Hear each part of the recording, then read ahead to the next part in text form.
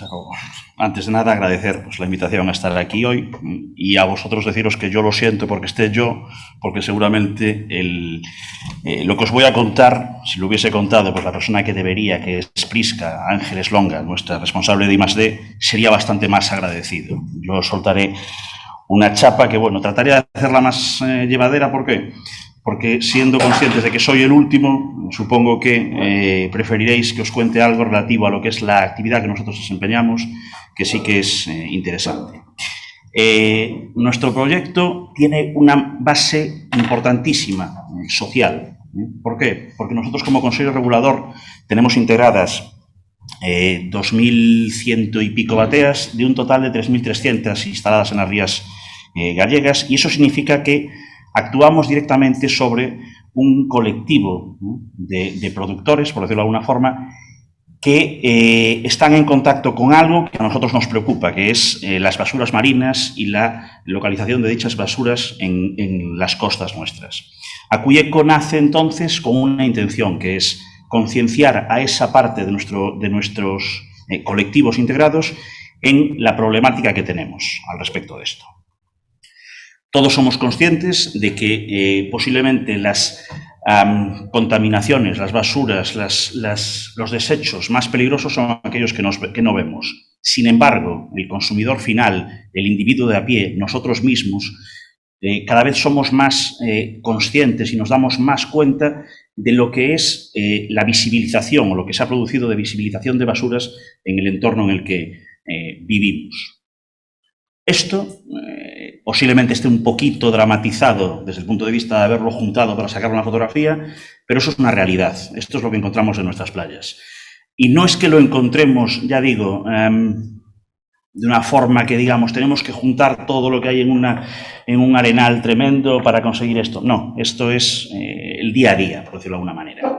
Esto lo tuvimos detectado ya hace bastantes años en otro proyecto en el cual participamos desde el Consejo Regulador.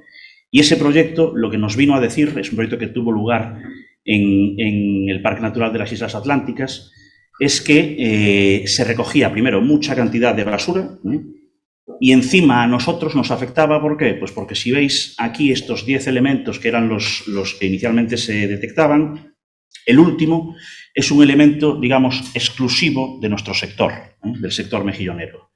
Ese último lo que es un llamémosle palo, llamémosle como queráis, un elemento que se utiliza en las cuerdas de cultivo de mejillón para el sustento del mismo y para que no se caiga.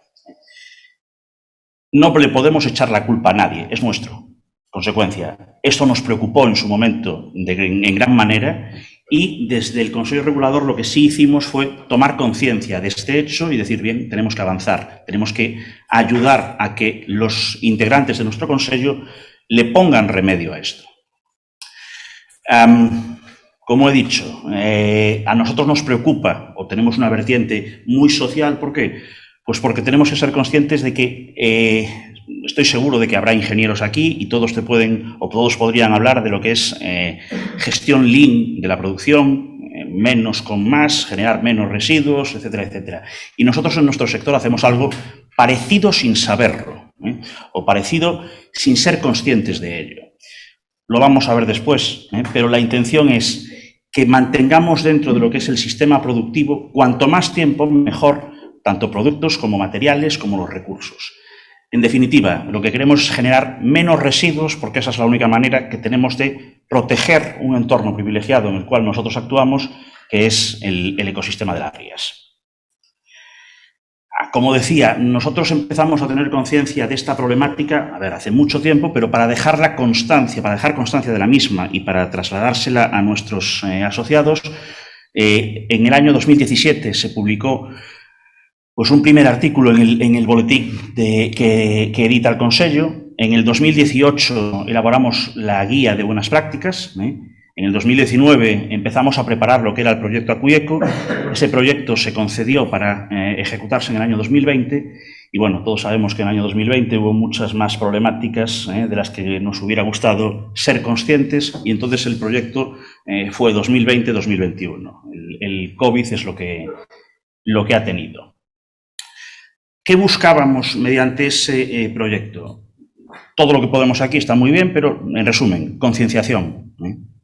La gente que trabaja el mejillón tiene que ser consciente de una de dos: o nos preocupamos nosotros mismos por aquellas basuras, aquellos desechos que estamos generando, o el impacto que va a tener en aquellos que son compradores de nuestro producto va a ser negativo, y eso va a ser, en definitiva, una falta de competitividad. ¿Por qué? Porque nosotros enfocamos la competitividad, por decirlo de alguna manera, de acuerdo con lo que es la tendencia que estamos detectando en el mercado y que se viene detectando desde hace mucho tiempo. El consumidor final cada vez es más consciente de qué es lo que compra, para qué lo compra y, ojo, qué implicación tiene eso que compra en el medio ambiente, en el planeta, en definitiva, si es respetuoso o no es respetuoso. Y digo que nosotros somos muy conscientes, ¿por qué? Pues porque al mismo tiempo que hacíamos esto, nosotros estamos inmersos en un proceso de certificación de MSC, que estoy seguro que conocéis, que es sostenibilidad. Queremos plasmar de una manera clara el compromiso que tiene Mejillón de Galicia para con la sostenibilidad. Por último, decir respecto a esto que si no tuviéramos bastantes problemas en el 2020 con la COVID, etcétera, etcétera, arrancamos con un socio tecnológico, por decirlo de alguna manera, que era el IEO, y por los problemas que también tuvo el Instituto Español de Oceanografía, tuvimos que hacer un salto y pasar a seguir colaborando con el CSIC. Todo esto no hizo más que, bueno, poner dificultades a la elaboración de este proyecto. Se plantearon diversos pasos, se plantearon diversas cuestiones que debían darse durante el desarrollo de este proyecto. Y como he dicho, es un proyecto que siempre ha tenido un componente muy social.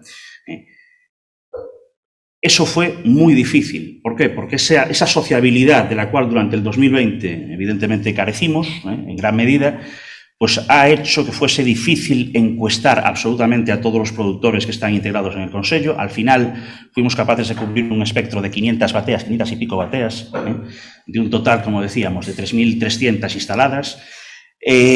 Tuvimos que limitarnos a monitorizar 5 embarcaciones de las que hacen el cultivo, de las que llevan a cabo el cultivo de mejillón, y luego lo que fueron todas las sesiones de diálogo, discusiones, intercambio de ideas, tanto con productores como con proveedores de los productores, porque eso también es importante.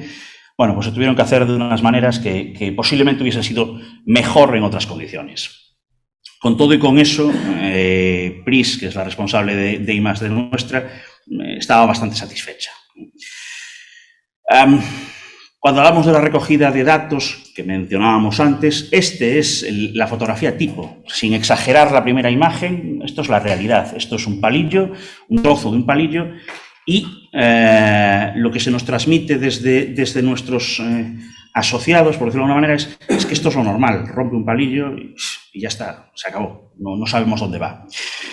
Para que nos hagamos una idea, ese dato, el 83% de lo que encontramos en una playa, en un arenal, en las rocas, son palillos rotos, ya nos daba una información de lo que teníamos que hacer, que era preocuparnos de por qué rompen, qué es lo que ocurre. Palillo roto significa que en un momento dado del proceso productivo que se lleva a cabo en la batea, en el barco, etcétera, etcétera, el palillo por algún motivo se parte y se pierde. Ojo, tenemos que pensar que los individuos que trabajan en ese barco, en esa batea, no cogen un palillo roto y lo tiran al mar. ¿Por qué? Porque también detectamos y también tenemos datos de que gestionan correctamente, lo vemos después, esos palillos que rompen y que detectan inicialmente. Cuando hablamos de palillos, y ponemos el foco ahora mismo en esto, pusimos el foco en esto, ¿por qué? Pues porque teníamos datos de que eran una de las basuras marinas más comunes, el número 10 de ese top 10 de la vergüenza, por decirlo de alguna forma. Lo que hay que contextualizar es, los palillos son pues casi como las orejas. Todo el mundo tiene palillos en nuestro sector y cada uno es de su padre y de su madre. Es decir, hemos detectado palillos de plástico, hemos detectado palillos de madera que en principio dejaron de utilizarse hace aproximadamente 40 años. Dices, caray, ¿cómo puede ser que sigan existiendo? Bueno, pues porque siguen, porque hay una recirculación de materiales que es positiva, pero que, bueno, hay que enfocarla en algunos casos de otras maneras. Y con esto lo que hemos visto es eso, que una economía circular como la nuestra, ¿por qué? Pues porque reutilizamos mucho material, tiene efectos positivos, pero tenemos que preocuparnos en cómo de circular queremos hacerla, cómo de intensiva queremos hacerla en esa circularidad. No me acuerdo los porcentajes, aquí me tenéis que perdonar, pero para que os hagáis una idea, de todas las personas encuestadas, pues aproximadamente el 60% lo que nos venían a decir es que el palillo desaparecía, rompía, lo perdían, por decirlo de alguna forma, en el cepillado. ¿Qué es el cepillado? Bueno, pues en el proceso productivo las cuerdas de mejillón pasan por eso que se ve ahí, después hay otra fotografía que se ve mejor, que lo que hace es limpiarlas, por decirlo de alguna forma, dejar las cuerdas sin nada adherido o sin casi nada adherido. Bueno, pues en función del tipo de cepillo, en función de la tensión con la que los cepillos trabajen, en función de la prisa que tenga el bateeiro, que mete una cuerda, 2 cuerdas, 3 cuerdas, 5 cuerdas, eso lo que propicia es mayor posibilidad de que los palillos que pasan metidos en las cuerdas rompan.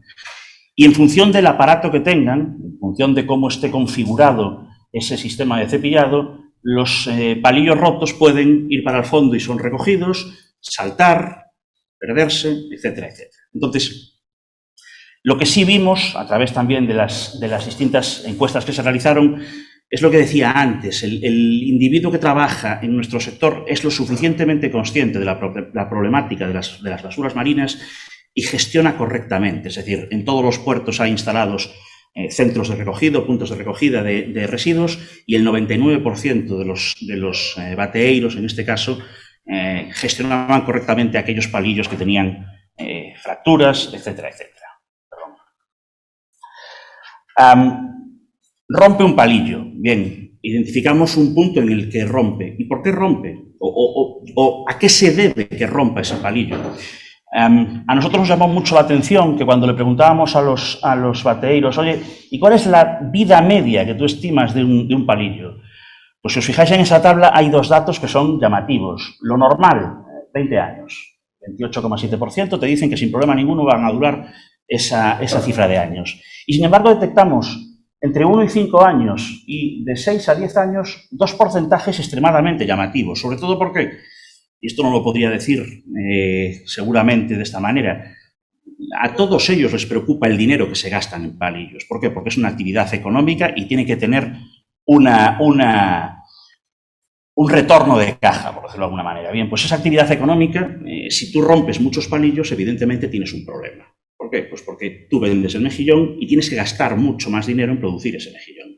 Y entonces ese dato del 22% y del 18,4%, lo que sí nos llevó es después a preguntar o a interpelar a los productores de palillos, oye, ¿qué ha pasado aquí para que haya este tipo de respuesta? Y lo que nos encontramos es que, aunque es una de las conclusiones que veremos después, que textualmente no es bueno no invertir dinero en aquellas herramientas que tú utilizas en tu producción. ¿Por qué? Pues porque resulta que esos palillos que rompían, se dio una serie de lotes comercializados absolutamente por todos los proveedores de material para trabajo de mejillón, que rompían. Era un lote defectuoso, tenía una serie de burbujas en el interior y entonces no tenían la resistencia, la capacidad, etcétera, etcétera. Y eso el sector lo sabía, es decir, el bateeiro, sin ser consciente de eso, era perfectamente consciente de que algo estaba fallando. Solamente había que poner los datos para después trasladarlos a los comercializadores, en este caso de palillos.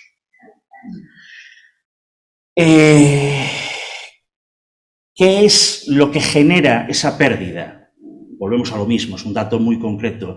El 60 y tantos % de los encuestados nos dicen, no, se generan en el manejo, en la gestión de las cuerdas, en la gestión del proceso productivo. Nosotros lo que decimos es, vale, bien, hemos identificado un problema, un punto en el cual sabemos que se pueden producir esas roturas de palillos, hemos identificado problemáticas asociadas a los palillos, a su composición, por decirlo de alguna manera, a su manera de ser elaborados, y también tenemos que ser conscientes de que el manejo, la gestión de las cuerdas también puede ser relevante, por lo que nos dicen ellos. ¿Por qué? Pues ahí venía otra variable que a lo mejor ellos no eran conscientes, y es, ojo, las cuerdas en las cuales están esos palillos insertados, también hay que tener cuidado con ellas. ¿Por qué? Pues por una cosa muy sencilla. Creo que es No, en esta no. Lo vemos ahora. La longevidad de las cuerdas es una cuestión que salió a lo largo de este proyecto. ¿Por qué? Porque por mucho reutilizar, por mucho darle una segunda vida a una cuerda, por mucho intentar que dure más, a lo mejor lo que no somos conscientes es que nos estamos haciendo daño a nosotros mismos. ¿Por qué? Porque una cuerda no deja de ser un conjunto de cabos que están trenzados y que tienen una tensión. Si esa tensión se pierde, por el motivo que sea, la pérdida de los palillos va a ser inherente a la misma. Es decir, vas a estar perdiéndolos, lo quieras o no, porque la cuerda no está haciendo su trabajo, que es el de agarrar el palillo. Los palillos han evolucionado. Los palillos que hay ahora mismo, siendo de materiales, bueno, evidentemente de reutilización de plásticos, han cambiado formas, han adaptado el cómo trabajan, por decirlo de alguna manera, con la cuerda, pero aún así, la cuerda es importante. No nos podemos permitir el conocer que hay cuerdas que tienen pues 40 años o más. Para nosotros fue una sorpresa el encontrarnos con individuos que textualmente nos decían, no, es que cuando yo heredé la batea de mi padre, esas cuerdas estaban ahí, y cuando mi padre heredó la batea de su abuelo, perdón, de su padre, esas cuerdas también estaban ahí. Es decir, no nos podemos pasar de reaprovechamiento. Hay un punto que tiene que ser de equilibrio, que tiene que buscar, digamos, el término, no digo medio, pero sí el término óptimo para que esos materiales que nosotros empleamos no acaben generando residuos de una forma involuntaria. Después, para complementar esta información de, oye, las cuerdas qué edad tienen, las estás gestionando correctamente, lo que también veíamos es que de la misma manera que ellos identificaban un palillo como una basura cuando se rompía, con las cuerdas pasaba lo mismo, es decir, las gestionaban correctamente en los puntos adecuados. Todos los puertos, hay en Galicia 18 puertos que están establecidos para lo que es la descarga de mejillón certificado. Todos los puertos en donde actúan los asociados al Consejo Regulador cuentan con los puntos de descarga, los contenedores, etcétera, etcétera, de basuras. No nos quedamos únicamente en lo que son cuerdas, palillos, que son, digamos, la parte más visible, de acuerdo con la información que disponíamos de proyectos anteriores. Sabemos que los sacos, el mejillón puede ser comercializado de varias maneras, los sacos es una de ellas. Hemos detectado que, bueno, más o menos la distribución el uso de los sacos es más o menos 30% las tres partes. Las tres partes son oye, yo utilizo siempre sacos nuevos, un 35%, números redondos, yo utilizo sacos usados, un 30% pelado, mezclo sacos nuevos, sacos viejos. Bueno, bien, está bien el que reutilicemos los sacos, pero tenemos que quedarnos con, ojo, esos sacos, dependiendo de cómo los vayas a utilizar, también te pueden producir pérdidas. ¿Por qué? Porque los sacos usados tienen menos resistencia. Si los sacos los colocas para reparcado de mejillón, que significa meter el mejillón en el saco y luego volverlo a meter en el agua, eso puede propiciar que pierdas también el mejillón. Es decir, son cuestiones que ellos mismos las saben, y digo las saben entre comillas, pero que nunca son conscientes de ellas hasta que se ponen blanco sobre negro. Nos preocupamos también de la gestión de la batea. ¿Por qué? Pues porque estamos en un entorno que está cambiando, que lleva cambiando mucho tiempo, que está cambiando y que va a cambiar más. ¿Por qué? Porque antes la batea se empichaba, creo que se decía. O sea, se cubría con alquitrán, aquello era perfecto y aguantaba, oye, muchísimos años. La batea aguanta. La batea es un artefacto que, oye, 30, 35, 40 años los aguanta perfectamente, si las cosas son normales. Pero ahora mismo no podemos utilizar, por ejemplo, el alquitrán para proteger la batea. Hay que buscar otros recursos, otros productos que permitan tratar la madera de alguna manera para que no sufra las inclemencias de ultravioleta, sin ir más lejos, salinidad y golpes de mar. No hay más. También nos preocupaba mucho lo que eran los dispositivos estabilizadores. Miraréis eso así y diréis, Dios, los dispositivos estabilizadores.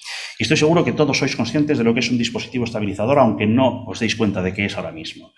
¿Habéis visto alguna vez una batea? ¿Habéis visto que tienen encima contenedores de líquido de 1000 litros, a los que le han cortado la parte de arriba? Es un enrejado y el contenedor de plástico está dentro. Bueno, pues eso es un dispositivo estabilizador. ¿Por qué? Lo cargas con agua, te genera un peso de aproximadamente 1 tonelada que te permite compensar la batea en función de cómo de cargada la tienes por una zona o por otra. Bien, pues ese dispositivo estabilizador, nos guste o no, tiene un componente metálico, no ha sido pensado para esto. Eso es un contenedor de productos químicos, por ejemplo, y ese componente metálico se oxida, se puede dañar, puede acabar exactamente como residuo marino.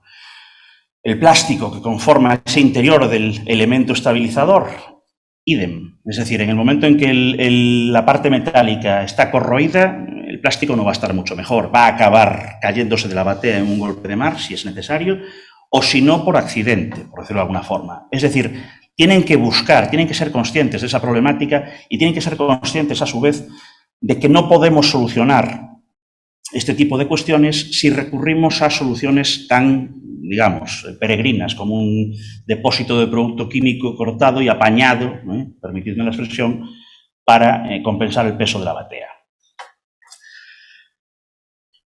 Trabajamos en un sector que es, como decía al principio, eminentemente circular, aunque no sean conscientes. ¿Por qué?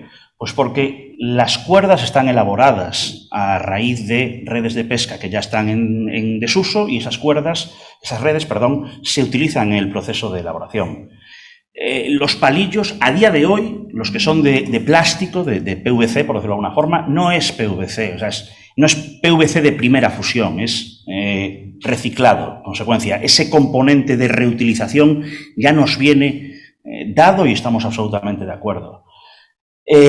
Las bateas se gestionan, cuando llegan al fin de su vida útil, de una manera absolutamente, perfecta. Hay los puntos de desmontaje de bateas, de desmantelado de bateas, se gestionan de acuerdo a la normativa y en ese sentido no hay problema. Ya no hay esos accidentes, y pongo lo de accidentes también entre comillas, de encontrarte con una batea artefacto, como se le llama en el sector, a la deriva o encallada en algún sitio. Eso no ocurre. Encima, el material de las bateas es un material valorizable y valorado. ¿Por qué? Porque cada vez se utiliza más para cuestiones arquitectónicas, de decoración, utilización en mobiliario. Esos elementos son importantes. ¿Por qué? Porque ahondan en esa circularidad de los materiales. Las cuerdas, que decíamos, oye, las cuerdas no me lo vuelvas a decir porque están elaboradas a raíz de las redes de pesca. Sí, pero es que las cuerdas tienen dos vidas, por decirlo de alguna manera. La cuerda cuando está, cargada de mejillón, y cuando ya está vieja, nosotros en el sector la podemos seguir utilizando para conformar lo que son los colectores. Los colectores son unas cuerdas donde se adhiere lo que es la semilla de mejillón, que tienen un peso mucho menor y que, por lo tanto, no sufre esa tensión, no sufre esas situaciones más comprometidas que las otras cuerdas tienen que ser capaces de soportar. Consecuencia, se les da ese uso también.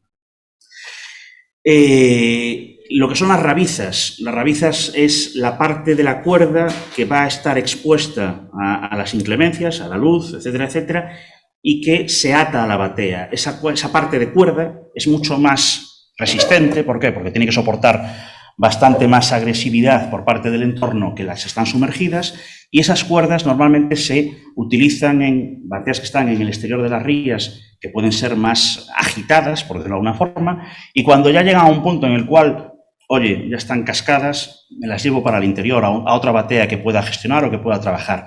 Es decir, ellos mismos procuran la reutilización. No es un mal paso. Hay que, repito, concienciarlos y explicarles el cómo hacerlo. Opciones frente a pérdidas de materiales. Se les han planteado muchas, ellos mismos han planteado muchas. ¿Por qué? Porque son ellos los que conocen dónde lo pierden y, por lo tanto, son ellos los que son capaces de dar esas mismas soluciones. Lo que decíamos antes de los palillos, se ha establecido un estándar mínimo, un estándar básico, oye, tiene que tener este tipo de características. ¿Por qué? Pues porque si no, sabemos que antes o después cascan, más antes que después.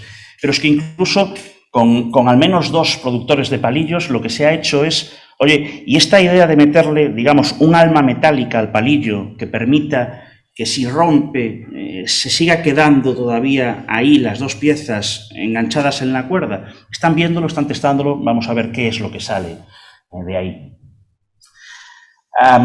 También se han planteado medidas de cambio de materiales. ¿Por qué? Venimos de la madera, es decir, decíamos antes que en los años 80 entra el palillo de plástico, entraría por algo. nosotros no sabemos el por qué. A ver, lo que nos dicen es, oye, resiste mejor, aguanta más peso, se sostiene mejor en la cuerda, pero lo que hemos visto a raíz del estudio es, caray, hay un 5% de palillos que siguen siendo de madera, lo cual significa que hay muchas bateas que el palillo de madera lo siguen valorando y lo siguen encontrando como válido y que siguen trabajando con las mismas condiciones ambientales que pueden tener los que utilizan el plástico.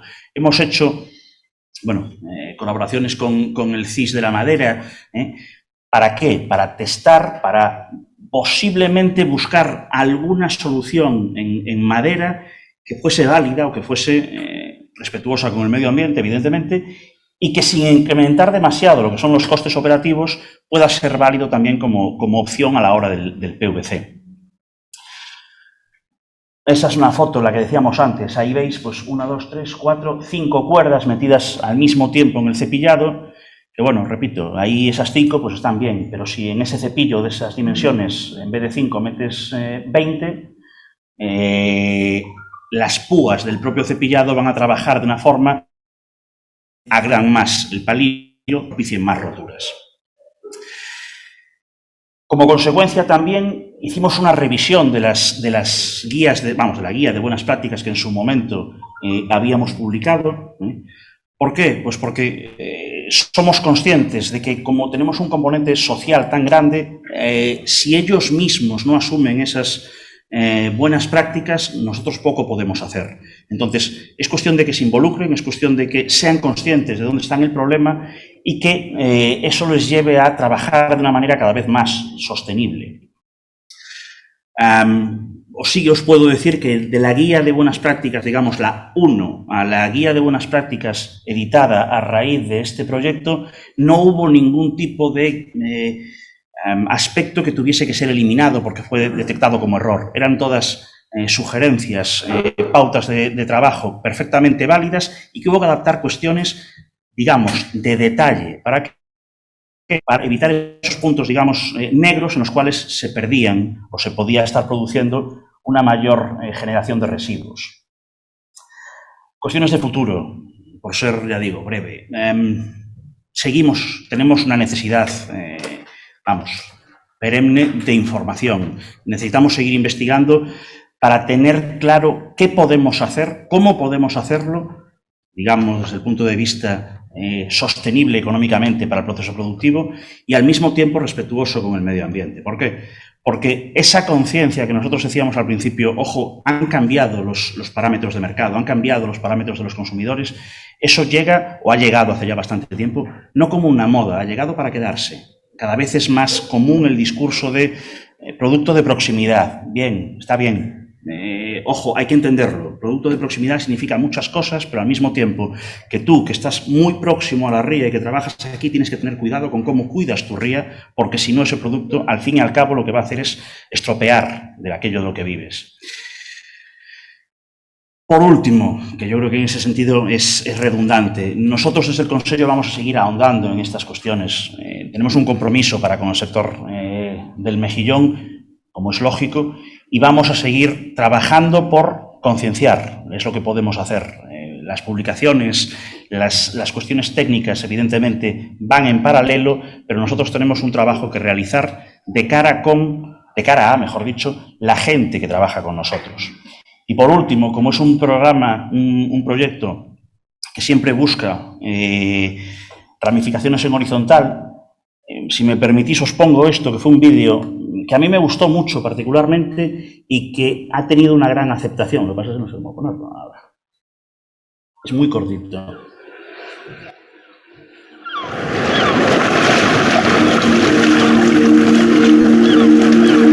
Somos máis de 700 mulleres que traballamos no cultivo do mexillón. Algunhas de nós empezamos axudando aos nosos pais e avós cando éramos cativas. Outras comezamos de cero neste sector que nos era alleo, pero agora xa é parte de nós. O noso é un cultivo sustentable, é unha actividade rendible que dá traballo a moitas familias. O noso é un cultivo tradicional e totalmente natural que respeta o entorno. As bateas forman parte da nosa paisaxe e como dependemos da natureza temos que respetala. e dar exemplo coidando e realizando as mellores prácticas, para que mañá tamén os nosos fillos e fillas poidan seguir vivindo deste cultivo, deste mar.